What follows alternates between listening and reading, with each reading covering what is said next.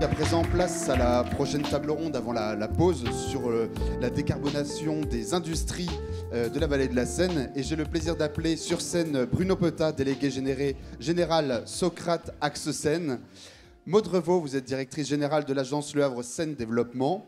Aymeric Cottrel, vous êtes directeur des affaires publiques de RTE. Pierre Monin, délégué territorial Val-de-Seine de Natran. Et Céline Saint-Martin, directrice régionale de la Banque des Territoires Normandie. Et toujours pour l'animation, Jacques Paquier. On peut vous applaudir bien fort. Tout à fait.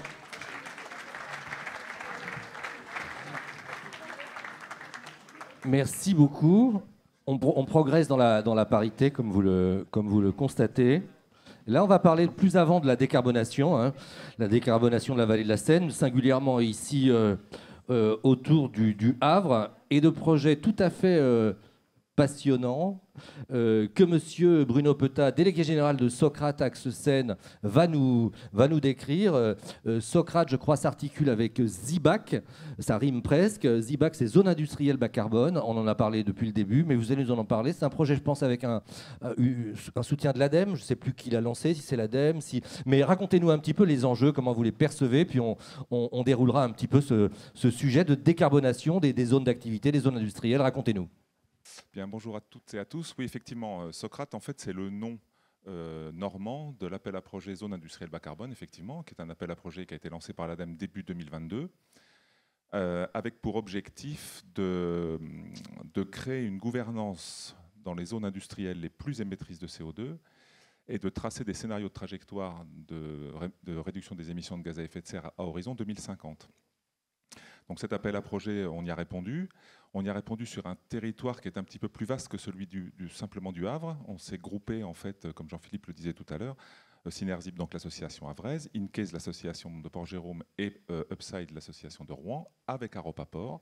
On a donc répondu à cet appel à projet qui est constitué en fait d'un certain nombre, pour l'instant, d'études prospectives sur des sujets qui sont vraiment tous les sujets qui peuvent contribuer à la réduction des émissions de gaz à effet de serre, à condition, et c'est la condition, qu'ils soient collectifs. C'est-à-dire qu'on ne va travailler que sur des sujets collectifs.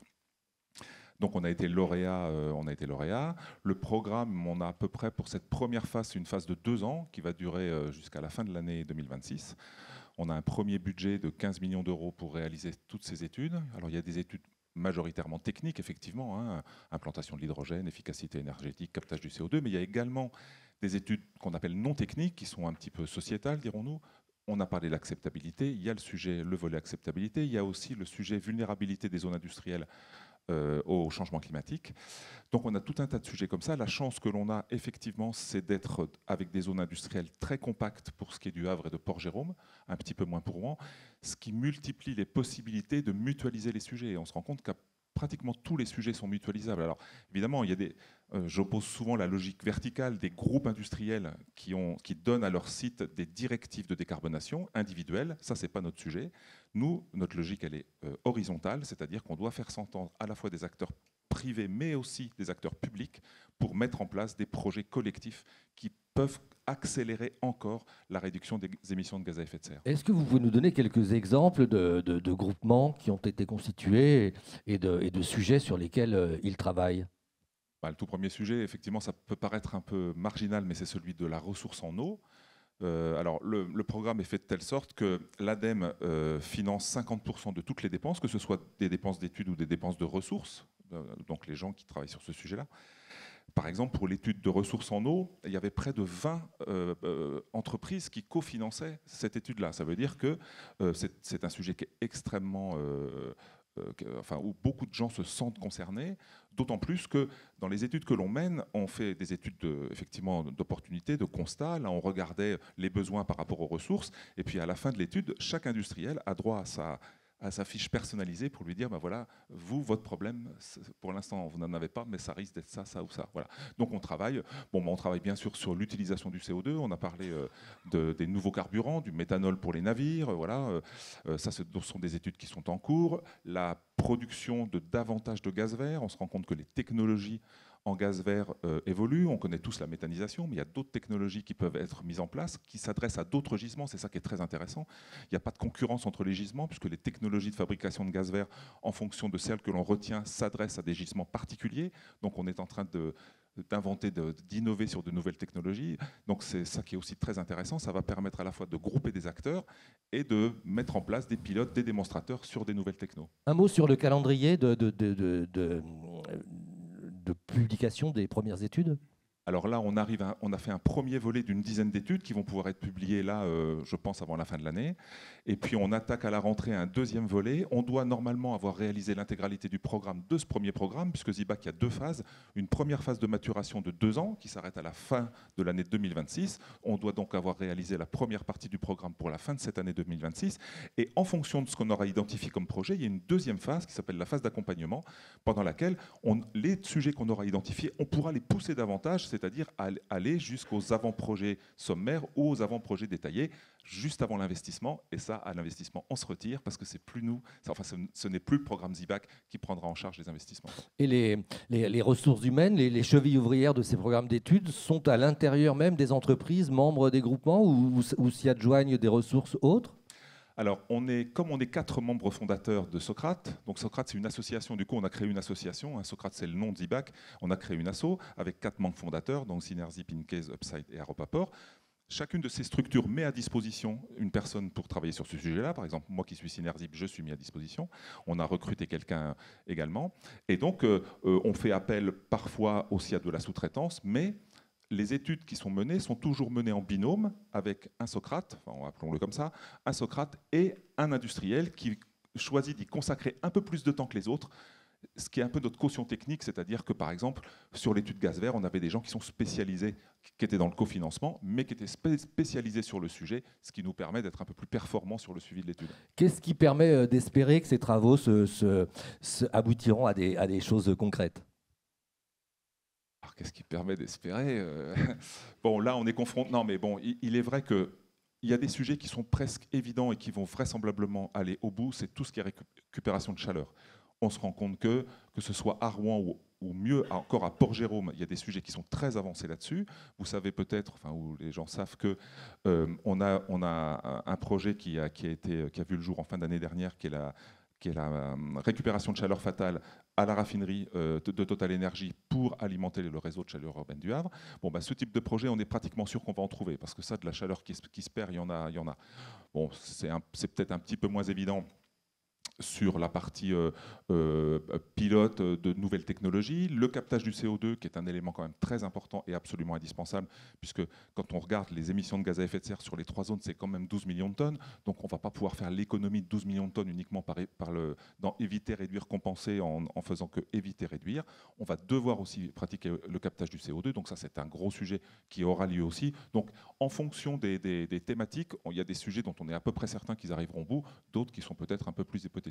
Un mot sur le captage de CO2, on en parle assez peu, c'est un sujet parfois polémique parce que les écologistes les plus virulents, je pense, ne voient pas d'un très bon œil qu'on parle de captage de CO2. C'en est où ? Il y a des solutions déjà en place, c'est quelque chose à venir ? Un mot peut-être ?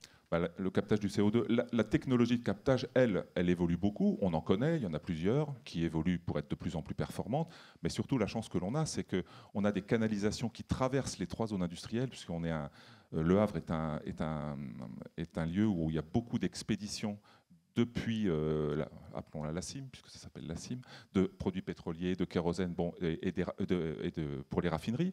Et donc, on a des faisceaux de tuyauterie qui partent depuis Le Havre pour aller vers Rouen, voire au-delà, qui sont pour certaines désaffectées. Donc là, on peut profiter en fait d'infrastructures existantes pour les réutiliser. Donc, on a déjà l'unité de transport du CO2.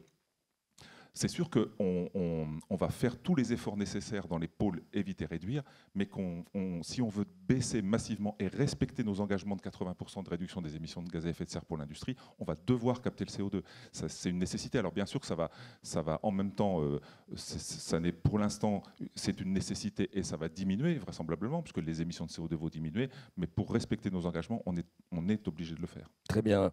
Merci beaucoup. Maude Revaux, vous dirigez l'agence d'attractivité de la communauté urbaine qui nous accueille ce matin, Le Havre Seine Développement, c'est votre agence. Oui. Et vous êtes parfaitement aligné avec ce que disait tout à l'heure Benoît Rochet, c'est-à-dire que vous souhaitez, parce qu'on vous le demande, parce que vos élus vous le demandent, accueillir soit des industries décarbonées ou des acteurs décarbonés, soit des acteurs qui contribuent à la décarbonation des entreprises présentes. Racontez-nous quelle est votre stratégie, comment vous faites pour atteindre ce but, s'il vous plaît.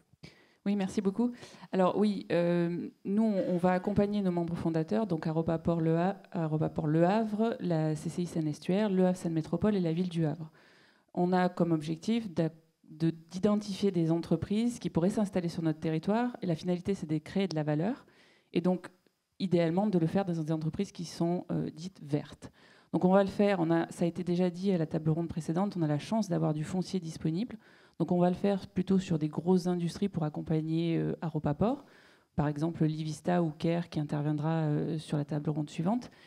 Mais ça a également été dit, pour que ces entreprises puissent aller au bout de leurs projets et pour pérenniser les grandes industries qui sont déjà présentes sur notre territoire, il va falloir qu'on développe un tissu de PME et de TPE qui sont capables de répondre à ces besoins et qui sont elles-mêmes décarbonées. Donc soit elles ont des activités décarbonées, soit elles proposent des solutions pour décarboner l'industrie déjà existante. Donc on a du foncier sur les territoires d'Aropa. Par contre, ça a déjà été dit, ils n'ont pas vocation à accueillir tout type d'industrie. Mais on a également la chance d'avoir des zones d'activité sur notre territoire, 3 en particulier, une au nord du Havre, une plutôt près de Montivilliers et une à Saint-Romain, qui ont pour vocation d'accueillir ce type d'activité et pouvoir continuer à se développer. Très bien. Vous contribuez, je crois, vous participez aux travaux de Socrate ? Alors, on contribue pas, enfin, on participe pas à proprement parler le Havre Seine Développement, mais oui, donc là, en fait, on a parlé des entreprises qui venaient s'installer et qui créaient de l'emploi et qui se développaient sur le territoire. Parfois, on a affaire à des entreprises qui ne sont pas assez encore matures ou pas assez mûres, qui sont dans la prospective de développement de nouveaux processus, de nouvelles solutions, technologies. Et on a encore une fois la chance en termes d'attractivité de dire bah, écoutez, très bien, c'est pas grave, vous n'êtes pas prêt à vous installer, vous n'êtes pas encore mûr, mais par contre, on peut vous présenter le programme Socrate, vous pouvez vous y intégrer, vous pouvez tester, proposer vos solutions, les développer et idéalement à terme pouvoir vous installer ici pour aller l'étape d'après, c'est-à-dire l'industrialisation. Oui, parce que vous êtes aussi aligné avec ce que disait Isabelle Le Riquier-Lajeunie, c'est-à-dire que vous dites qu'il faut aussi accompagner les PME qui n'ont pas, les polytechniciens qui vont bien pour ravaler la façade en verre et même faire plus, quoi. Alors, je pense que c'est plus que ravaler la façade, c'est vraiment fondamentalement changer leur processus. Oui, il faut aussi accompagner ces PME qui sont déjà installées, on l'a déjà dit, elles sont indispensables à notre écosystème. Et donc, ça passe aussi par des solutions qui leur sont dédiées. Parce qu'en effet, elles n'ont pas les ressources en interne. Et alors, peut-être que Socrate contribue un petit peu moins sur ces PME. Par contre, elle peut les intégrer dans le programme pour qu'elles-mêmes proposent des solutions. Très bien, merci infiniment. Aymeric Cottrel, vous êtes directeur des affaires publiques de RTE en Normandie, réseau de transport d'électricité dont on parle depuis ce matin. Donc vous, racontez-nous, vous êtes en train enfin les travaux ont commencé, je crois, dans quelques mois, je sais pas, de quintupler, de doubler, vous allez nous expliquer, de renforcer en tout cas la capacité de l'alimentation électrique de toute la zone du Havre, de Port-Jérôme. Racontez-nous vos enjeux, vos défis et comment vous voyez toutes ces questions. Oui, merci. Peut-être juste avant de vous répondre, j'adresse un soutien aux équipes de Lignard, ceux qui sont sur les lignes en ce moment et depuis cette nuit, là, suite aux événements climatiques qui ont traversé la France. Si tout ça fonctionne, c'est aussi parce que ces personnes-là sont dehors et se mobilisent tout temps, tout terrain, toute l'année. Donc voilà, je voulais commencer par leur adresser tout mon soutien. Absolument, on s'y associe totalement. Merci pour eux. Alors, je me suis demandé si mes notes n'avaient pas circulé parce que ça a été repris à différents moments. L'enjeu, c'est bien, et nos projets sont un peu la clé de voûte de la décarbonation. C'est comment on va pouvoir électrifier dans le délai d'arrivée des entreprises, dans le délai où ceux qui sont nativement émettrices vont avoir besoin de se décarboner. On est ici dans un endroit qui est à l'honneur pour RTE, puisque c'est une des 3 zones prioritaires qui figurent dans le schéma d'investissement qui a été présenté en février. Donc c'est un schéma d'investissement qui a 3 composantes. Une première qui est le renouvellement et l'adaptation du réseau justement aux événements comme on connaît de plus en plus souvent comme cette nuit. Donc ça c'est le premier grand poste de la première... premier grand poste d'investissement qui nous intéresse pour les prochaines années. Le deuxième grand poste d'investissement, c'est comment on prépare les raccordements des consommateurs et des producteurs d'électricité. Alors on en a parlé tout à l'heure, il y a les producteurs, ce sont les sites électronucléaires, ce sont les sites plus diffus de production d'énergie, de NR terrestre, ce sont les champs offshore où on aura un vrai changement d'échelle sur les prochains projets. Donc le deuxième grand poste, c'est préparer le réseau pour pouvoir assurer ces raccordements de producteurs et de consommateurs. Et le troisième grand poste qui a été mis en avant dans ce plan d'investissement, c'est la préparation de la structure, l'adaptation de la structure très haute tension. Donc c'est les lignes très structurantes dont le dessin actuel était un peu organisé autour des sites électronucléaires historiques, qui datent lui des années. Ce schéma date des années. Alors, le premier maillon, c'est l'après-guerre, mais le deuxième vrai maillon d'investissement, c'est la période de 75-85. Et il faut qu'on adapte ce réseau, il faut qu'on le modifie, il faut qu'on le fasse évoluer, il faut qu'on le modernise. Et voilà, on a 3 grands postes d'investissement comme ça qui ont été annoncés en février. Pardon, allez, je vous en prie. Comme vous voulez. Non, mais je vous laisse finir, après j'aurai ma question. Et dans ce programme d'investissement, je disais qu'il y a la zone de Port-Jérôme, Le Havre est à l'honneur, puisque c'est une des 3 zones. Il y a Dunkerque, la zone de Dunkerque, la zone de Port-Jérôme, Le Havre et la zone de Fos. Ces 3 zones ont été évoquées tout à l'heure pour leurs émissions significatives de CO2. Et donc la zone de Port-Jérôme, Le Havre fait partie de ces 3 zones où on a décidé d'investir de façon préventive pour adapter le réseau. Et en gros, on va doubler la puissance, la capacité électrique disponible à l'horizon fin 2029. C'est-à-dire qu'aujourd'hui, on est sur un calendrier qui est... Alors le projet s'appelle Transition énergétique des boucles de Seine. C'est un projet très structurant qui va apporter de la puissance, de la haute puissance depuis Rouge-Montier pour les initiés dans l'heure, qui va amener une ligne structurante vers Port-Jérôme. À Port-Jérôme et au Havre, on va mettre 2 gros postes, de grosses multiprises, qui vont permettre de raccorder les projets que vous accompagnez. Donc on aura 2 grosses multiprises et puis on aura une liaison de 125 000 entre ces 2 postes pour assurer une parfaite sécurité et une redondance entre ces postes. Alors non, allez-y toujours. Vous n'avez pas fini. Allez-y, je vous en prie. Non, moi je connais mieux l'Île-de-France et en Île-de-France, il est courant de dire, alors parfois on trouve que c'est exagéré, sur certaines installations très gourmandes en électricité, je pense à des data centers par exemple, 4, 5, 6 ans parfois de délai avant d'être raccordés sont nécessaires. Est-ce que vous, ce renforcement des capacités vise à répondre à des tensions qui aboutissent à ce que dès à présent vous arbitriez entre les demandes, ou est-ce que c'est plutôt en potentiel, en perspective que vous renforcez en vue de l'électrification de l'activité? Alors je connais mieux la Normandie. J'en fais exprès, ça m'évite de répondre à la question de l'Île-de-France qui est très complexe.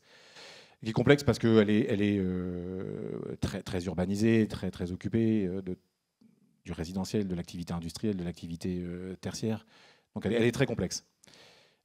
Pour la Normandie, on a cette chance. On a pensé à un moment qu'on devrait arbitrer, et certains dans la salle ont eu ces échanges avec nous, sur leurs besoins en électricité, les ramp-up, les fameux montées en charge de leur process.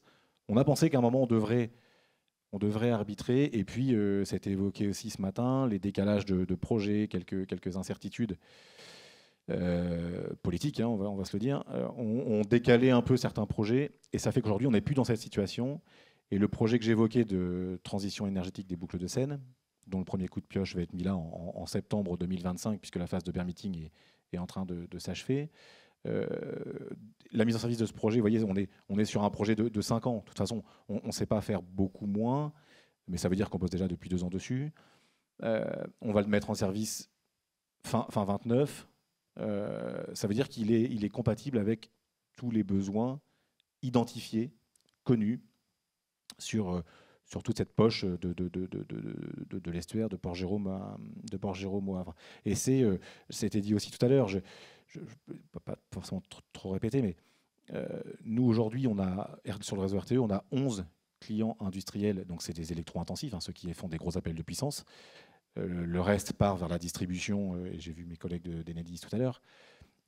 Nous, on a 10 demandes de raccordement signées sur ce périmètre-là. C'est-à-dire qu'on va doubler la demande. alors les points de raccordement, mais aussi la quantité d'énergie, d'électricité consommée. Voilà. Ça, c'est réel. Ça ne se voit pas tout de suite, mais on sait que à moyen terme, le moyen terme c'était 29 et à long terme en 2035, le besoin sera là, et en production, et en ouvrage résilient et structurant. Très bien, merci infiniment. Pierre Monin, vous êtes délégué territorial Val-de-Seine chez Natran. Tout le monde sait que Natran est le nouveau nom de GRT Gaz. Donc vous êtes le pendant pour le gaz de Monsieur Cottrell pour l'électricité. Et il a été dit déjà à plusieurs reprises que le mix énergétique demain et après-demain comprendra aussi du gaz vert notamment. Racontez-nous un peu comment vous voyez tous ces sujets. Puis vous nous parlerez aussi un petit peu de Socrate, de Zibac, auquel vous participez aussi, si vous voulez bien, cher Pierre. Merci Jacques. Alors, merci d'abord d'avoir souligné que tout le monde avait bien noté que que GRT Gaz avait changé de nom pour Natran. Je ne suis pas sûr que ce soit encore bien diffusé auprès de tout le monde, mais effectivement, nous sommes l'opérateur du réseau de gaz haute pression en France, donc ex-GRT Gaz. Et si nous avons changé de nom, c'est aussi parce qu'on a un projet d'entreprise et un projet stratégique qui est clairement aujourd'hui axé vers une décarbonation, l'usage de nos réseaux pour une décarbonation complète du territoire. En 2050, on imagine que, on n'imagine pas, on travaille à ce que le gaz qui circulera dans nos réseaux, le méthane, soit entièrement décarboné, qu'on soit uniquement du biométhane à l'horizon 2050. Et pour cela, d'ailleurs, la filière s'est fixé des objectifs ambitieux, puisque dès 2030, en fait, nous envisageons d'avoir 20% de gaz vert dans les réseaux, donc 44 TWh de gaz vert injecté. Derrière cette stratégie également de décarbonation par les réseaux, nous imaginons aussi ce que pourront être demain les réseaux de transport d'hydrogène et de CO2. Alors, peut-être deux remarques effectivement par rapport à la question. La première, c'est que oui, bien sûr, si l'électrification est nécessaire pour atteindre nos objectifs de décarbonation, on ne pourra pas tout faire reposer sur l'électrification. Il y a des usages qui peuvent difficilement être convertis effectivement vers des usages électriques. Et vous en savez quelque chose en Vallée de Seine, avec notamment toute l'industrie chimique et pétrochimique qui est fortement consommatrice de gaz. Pour rappel, juste la Normandie, c'est 38 TWh de consommation de gaz, et c'est une région qui a une spécificité, c'est que la majorité de la consommation est une consommation industrielle. 60% de la consommation est industrielle. Donc on voit mal effectivement comment on peut avoir une conversion rapide, en tout cas vers d'autres types d'énergie, et il faut peut-être travailler effectivement plutôt vers de l'usage de biométhane. Juste pour notre culture personnelle, c'est quoi le prototype de l'activité qui est bien adaptée au gaz et qui n'est pas tellement adaptée à l'électricité et qui va rester durablement alimentée par le gaz ? Je vous le disais là, la chimie typiquement, dans les domaines de la chimie, de la pétrochimie, dans tous les process également où vous avez des chaudières haute température, les questions je ne dis pas qu'il n'y a pas des conversions possibles, mais il y a des questions de rendement et de coûts de transition de technologie qui peuvent être complètement rédhibitoires. Et il faut avoir en tête quand même que aujourd'hui, on est sur des industries. Tout à l'heure, M. Gastine parlait effectivement des 2 tiers de réduction qui avaient été des émissions qui avaient été produites, non pas par des efforts des entreprises, mais parce que des entreprises avaient fermé. On est sur des entreprises qui sont en concurrence mondiale avec des usages qui peuvent être dans d'autres pays, des process qui peuvent être non pas au gaz mais au charbon. Donc vous voyez que déjà il y a une question effectivement de compétitivité importante et il faut bien sûr qu'on aille vers cette décarbonation, mais qu'on trouve les bonnes trajectoires pour ne pas mettre en péril effectivement l'équilibre économique de nos entreprises. Un mot pour les mêmes raisons. Vous parliez de l'hydrogène et du CO2. Ce sont les mêmes tuyaux.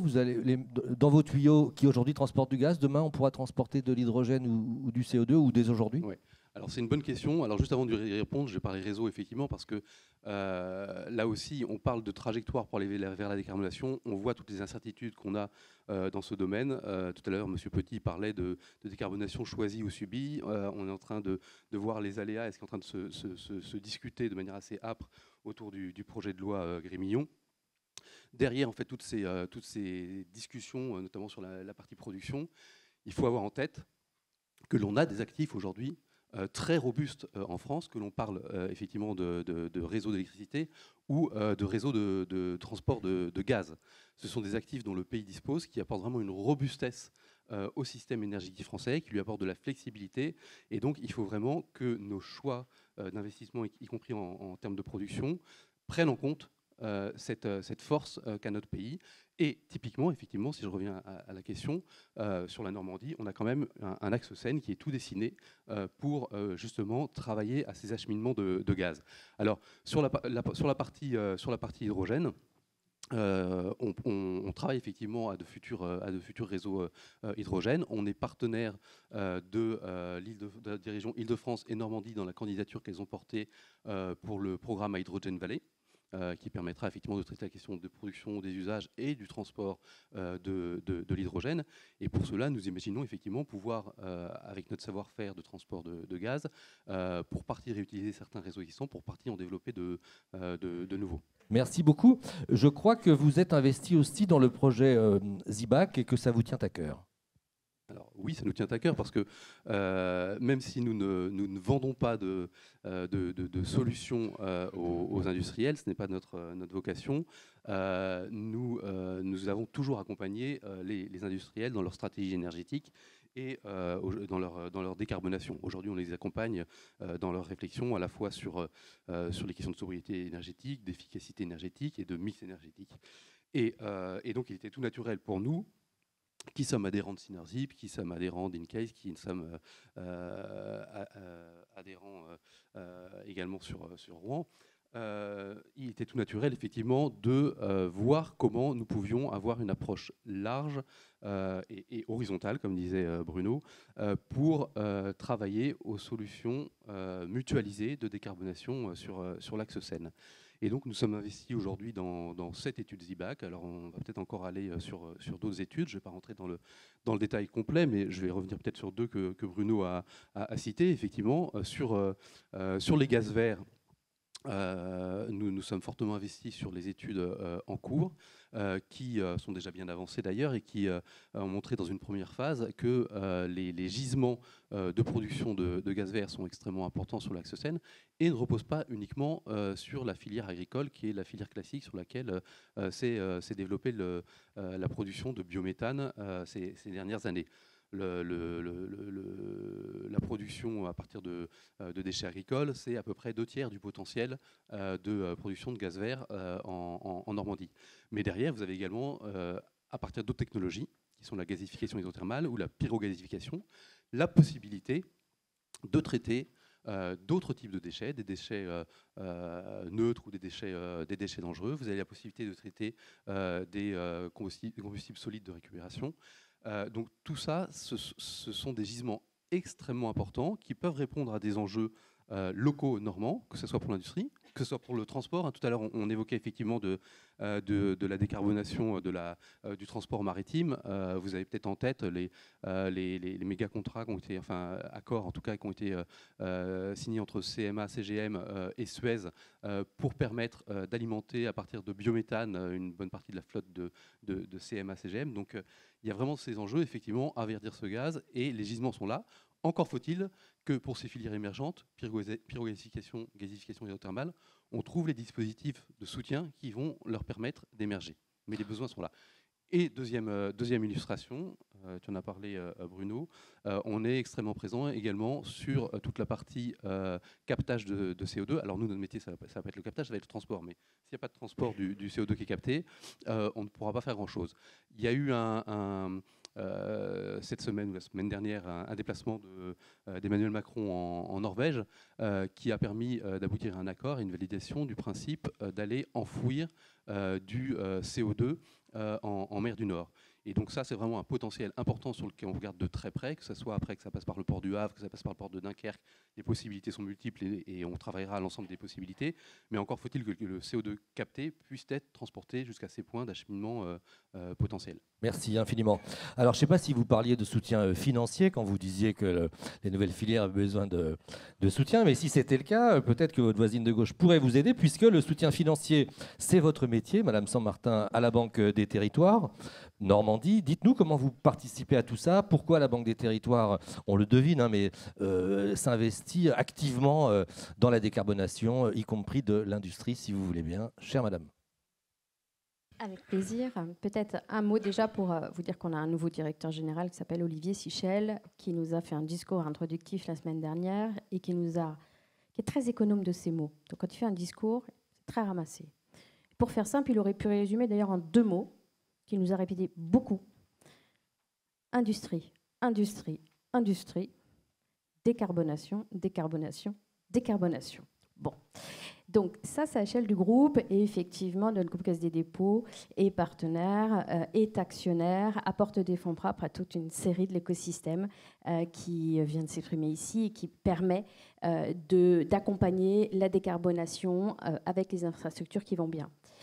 Quand on arrive à notre échelle, la Banque des Territoires, donc on est une direction de la Caisse des dépôts, notre mission à nous, elle est effectivement, notre devoir même, j'allais dire, et d'essayer de faire que vos projets aboutissent.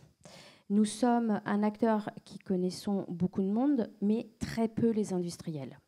Donc pour tout vous dire, je vais commencer par les hommes et les femmes. Je vais peut-être demander à Bruno Chaptal de se lever, Bruno Chaptal de Chanteloup, qui est notre nouveau directeur du développement commercial et qui est mon adjoint, qui est vraiment là à votre disposition aussi, et moi également, pour qu'on échange nos coordonnées si vous avez des projets, parce que l'objectif de la Banque des Territoires, c'est de faire en sorte que les industriels qui ont des projets d'investissement en matière de décarbonation, on parlait de chaleur fatale, on peut parler de décarbonation de votre process, votre outil de production en tant que tel.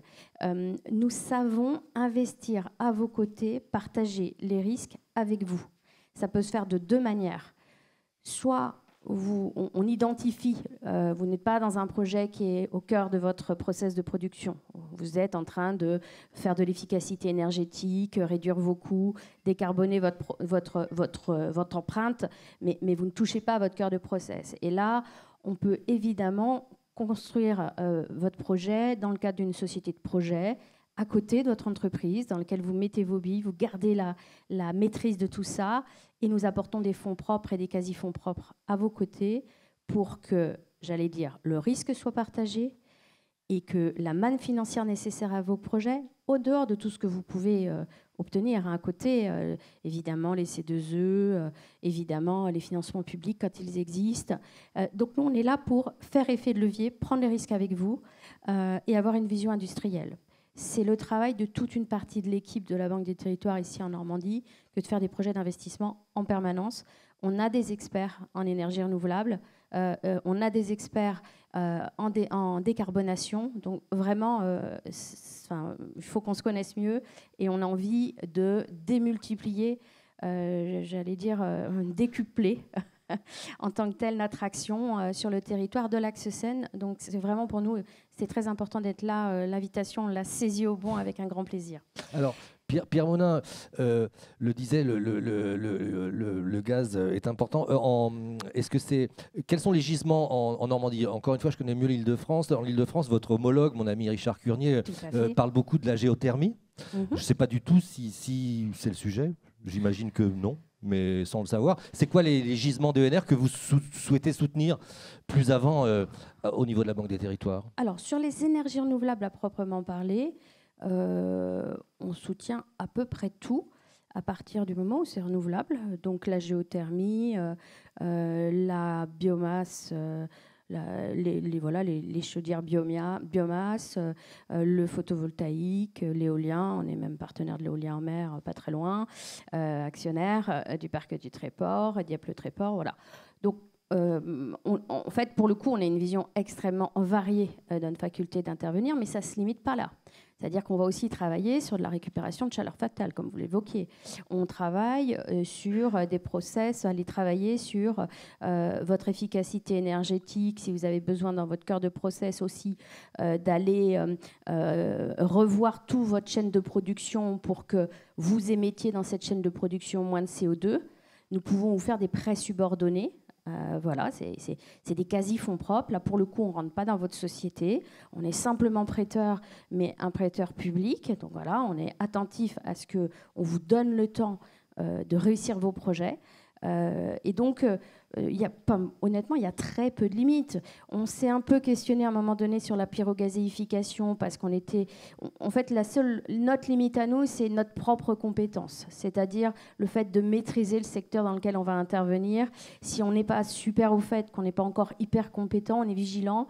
Parce que pour vous faire confiance, il faut qu'on se fasse confiance à nous-mêmes sur notre propre compréhension des systèmes et que c'est juste la courbe d'apprentissage de nos équipes qui, à un moment donné, nous font dire on y va pas parce qu'on saura vous apporter autre chose que de l'argent ou on ne saura pas vous l'apporter. Dans ces cas-là, c'est bien l'argent, mais c'est encore mieux quand on peut vous guider sur les bons choix à faire. Voilà. Oui. Bêtement, j'allais dire oui, des fois ça suffit, mais ça suffit pas toujours. Pour réussir, pas toujours. Absolument. Il a été dit qu'il fallait qu'on soit un peu intelligent, donc je vais essayer de l'être. Et vous soutenez aussi Zibac, racontez-nous. Alors, pour tout vous dire, on était timide. On avait accompagné une étude. Et puis, j'ai une collaboratrice il y a quelques semaines qui est venue me voir en me disant « J'aimerais bien accompagner notre étude Emotion sur la question de la décarbonation du transport pour des transports sur la zone industrielle qui nous entoure. » Et j'ai dit, mais qu'est-ce que c'est que cette chose? Parce que je viens de revenir en Normandie depuis quelques mois et Bruno vient d'arriver au début de ce mois. Donc j'ai demandé à ce qu'on puisse ouvrir le capot et je me suis dit, mais c'est une mine. C'est une mine pour qu'on vous connaisse, pour qu'on comprenne où sont vos enjeux, pour que nous, on continue à se former et puis surtout que vous entendiez parler de nous et que vous ayez le réflexe de venir nous taper sur l'épaule en disant faut qu'on se mette autour d'une table, faut qu'on bosse sur un projet. Voilà, donc c'est encore un tout petit peu trop tôt parce que quand on veut être efficace et apporter beaucoup, il faut aller faire les poches de notre siège et on s'y est mis à plusieurs pour ramener un maximum d'argent comme dans Fort Boyard. Donc voilà, on va accompagner Socrate de manière... On l'accompagne, mais on va mettre le paquet pour aller plus loin et je crois qu'on se voit bientôt pour Très bien. parler. Le message est passé. Y a-t-il à ce stade, il nous reste quelques minutes pour cette table ronde avant de passer à la pause, bienvenue, des questions, des remarques, des observations? Oui, les mains se lèvent, le micro arrive. Vous pouvez vous présenter ou pas et dire à qui vous voulez poser la question, si vous voulez bien. François Haas, je m'exprime ici en tant que Chambre de commerce et d'industrie. Donc on ne peut évidemment que saluer tous ces projets futurs et qui sont parfois déjà inscrits. Je suis persuadé que RTE saura transporter évidemment l'énergie électrique, mais on voit que tout ça repose beaucoup sur précisément l'énergie électrique. Donc je vais poser une question très courte, mais elle n'est pas tout à fait légère. C'est quel est le coût futur de l'énergie électrique? C'est-à-dire qu'on entend qu'on doit mettre 300 milliards d'euros, je crois, d'ici à 2035. Bon, évidemment, ça va se répercuter quelque part. Donc, j'entends, monsieur, pardon de prendre la parole un peu plus longtemps. Mais on vous en prie, on vous en prie. La transition vers le méthanol vert ou l'hydrogène, ça veut dire des usines électro-intensives. Est-ce que là, on a réglé le problème des coûts, indépendamment du coût pour les particuliers? Alors, je ne sais pas qui veut répondre, en sachant qu'il n'y a pas de producteur d'électricité, sauf si je me trompe. Mais bon, il y a des financeurs. Madame Saint-Martin. Alors, vu de financier, nous, on a fait le choix de ne pas choisir. On a fait le choix de tout aider et mon collègue tout à l'heure disait qu'il n'y aura pas de choix à faire. Il va falloir, on va avoir des besoins, il va falloir, la décarbonation passe aussi par l'électrification, vous l'avez très bien expliqué, et donc on est investisseur massif dans les énergies renouvelables.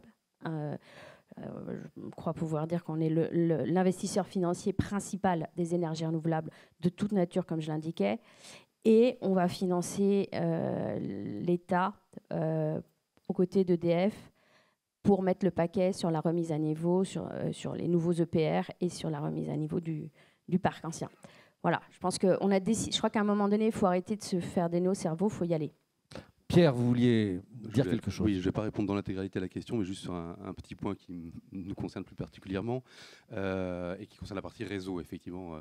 Alors peut-être qu'Émeric voudra compléter pour RTE, mais il y a quelques années, des études conjointes avaient été faites entre RTE et Natran, qui à l'époque était GRT Gaz, pour regarder justement les stratégies de décarbonation à long terme à l'horizon 2050, et qui montraient que la soutenabilité en fait, économique du développement et de l'électrification et du développement des réseaux de transport de l'électricité reposait également sur la complémentarité avec les réseaux gaz qui permettent de répondre à des besoins de pointe, effectivement, et à ne pas faire reposer la pointe sur des surcapacités en fait, de dimensionnement de réseaux électriques. Monsieur Cottrell, vous vouliez ajouter un mot ? Juste un petit mot. Alors, il n'y a pas de producteur avec nous, mais quand même, les derniers appels d'offres qui ont été attribués, par exemple en offshore, sont très, très, très compétitifs. Donc ça, c'est pour la partie production. Et pour la partie infrastructure, transport, j'ai évoqué tout à l'heure un plan d'investissement qui a été présenté en février, il fait 100 milliards. Mais le chiffre en soi, il ne veut rien dire. Il faut le ramener à l'unité d'œuvre. Et ce plan d'investissement, il est calé sur la PPE 3, si un jour elle sort. Il est calé là-dessus et les curseurs sont ajustables en fonction justement de la cible qu'on nous donnera. En tout cas, la trajectoire d'investissement qui est ambitionnée, elle est complètement compatible et crédible avec les besoins et l'augmentation des besoins et surtout ramenée à l'unité d'œuvre. C'est un exercice un petit peu compliqué parce qu'on est dans une période où ça glisse, où il faut prendre des options. En tout cas, voilà, on a quelque chose qui est complètement aligné sur un besoin. Voilà.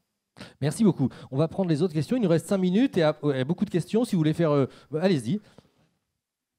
Cher monsieur, c'est à vous. Bonjour, merci de votre invitation.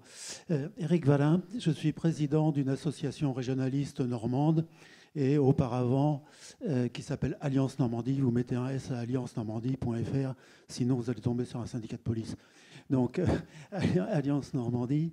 Et auparavant, avant la retraite, j'étais consultant en intelligence économique et stratégie d'entreprise. Alors, je vais vous raconter une anecdote qui date de ce début de l'année et qui explique ma question. Au début de l'année, une chercheuse de Cherbourg, Emma Milady, je ne sais pas si le nom vous dit quelque chose, a mis au point un prototype d'éolienne. C'est pour ça que la question ça aurait pu être posée au directeur de Siemens Gamesa, mais je vais la poser à la caisse de dépôt.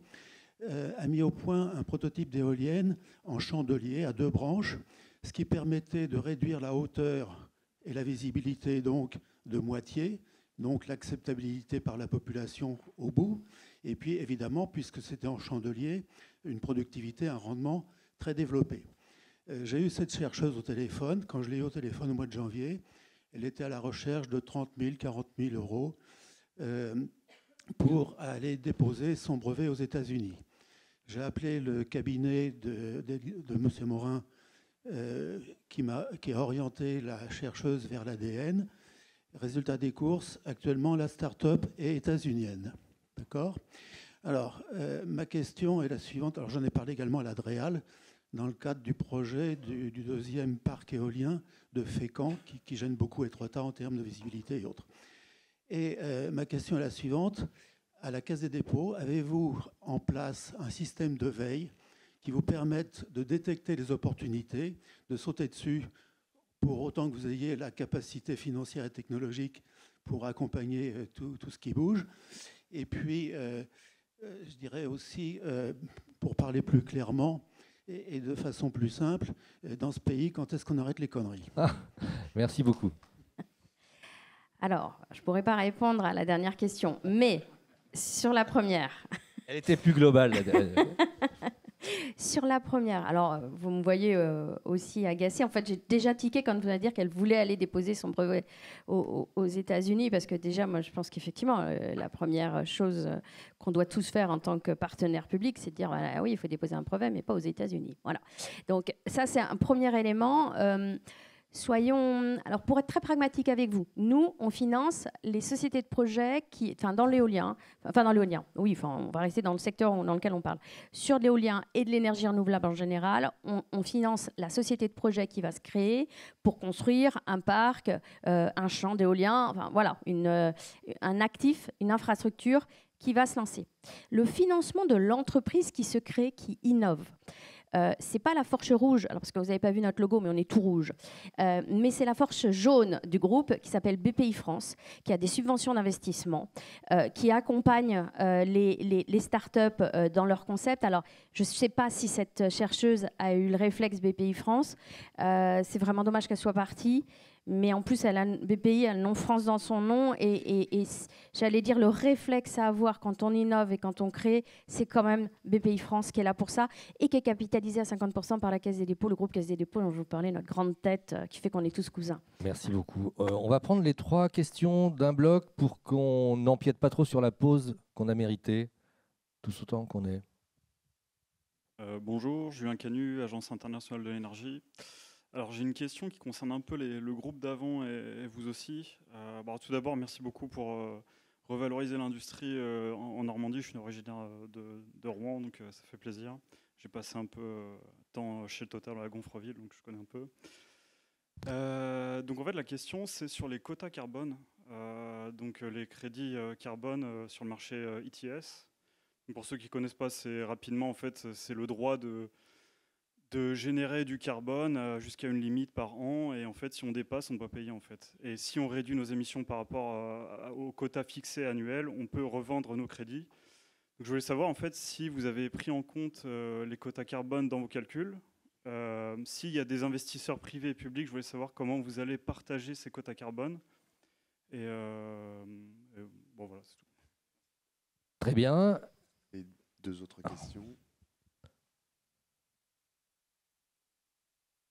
Alors, je vais peut-être vous laisser répondre, c'est assez technique. Moi, je n'ai pas forcément une question, mais plutôt une remarque et une intervention. Comme vous voulez. Comme vous voulez. On répond déjà au CE brièvement. Ouais. Vous avez raison, parce que voilà. Donc, brièvement, les CE. Sur les quotas carbone, alors ça va être une réponse de Normande. En fait, c'est vraiment le sujet qu'on pose sur la table quand on mène des projets avec le porteur de projet. Et on négocie, on a besoin, quand on est investisseur en fonds propres. On doit montrer que le business plan va tenir dans la durée. On peut être patient, mais il faut que ça tourne à un moment donné. Et évidemment, les moyens de rémunérer les capitaux qu'on immobilise, sont, d'une manière ou d'une autre, sont des sujets qu'on évoque dans la discussion et dans les term sheets. Donc, venez nous voir, on vous racontera. Voilà. Non, mais on s'adapte. Alors, en fait, ce que ça veut vraiment dire derrière, c'est qu'on va regarder votre stratégie d'entreprise, on va regarder où vous allez, de quoi a besoin votre projet, comment vous pouvez partager la valeur avec nous, parce qu'on va être sincère, on prend beaucoup de risques sur des projets hyper innovants, donc il y en a qui se cassent la figure, et on est là pour ça. Et à côté de ça, on a besoin de gagner sur quelques-uns, parce que si on veut que les projets, vos projets dans 10 ans, on soit encore là pour les financer, il faut que globalement on s'y retrouve et qu'on arrive à faire tourner l'argent. Donc c'est pour ça qu'on fait du sur-mesure. Il y a des moments où on va prendre un maximum de risques, et on a une rentabilité, on va se faire gronder par notre siège qui va nous dire mais qu'est-ce que c'est que cette histoire? Mais on va pousser, on va y arriver, parce qu'à côté de ça, sur un autre projet, on a des espoirs légitimes que ça va très bien fonctionner et on va négocier autrement les quotas carbone. Merci beaucoup. On laisse le maire de Gargenville, Yann Perron, qui veut intervenir. Alors, voilà, merci Jacques. J'interviens également au titre de ma vice-présidence à l'Axe Seine et à l'énergie du territoire de la Grand Paris sénéoise. Et un peu éloigné de nos frontières, évidemment, on est un peu isolé ici en Normandie, les franciliens, mais c'était pour vous faire une petite démonstration et un retour d'expérience de ce qu'on a développé sur le territoire de GPSO. Et j'ai beaucoup entendu parler de chaleur fatale. On a engagé depuis 6 mois le déploiement d'un service opérationnel à l'énergie sur la communauté urbaine, et on a dès à présent déjà déployé 2 projets de réseau de chaleur urbaine, et ils sont assez significatifs sur le territoire, avec des volumes énergétiques importants, 130 MWh pour chacun, et puis 30 000 tonnes d'économie d'équivalent carbone pour chacun également. Et c'est assez important pour notre territoire. Retour d'expérience important, pourquoi? Parce que ça permet de lier l'activité d'un industriel avec son territoire et ses habitants.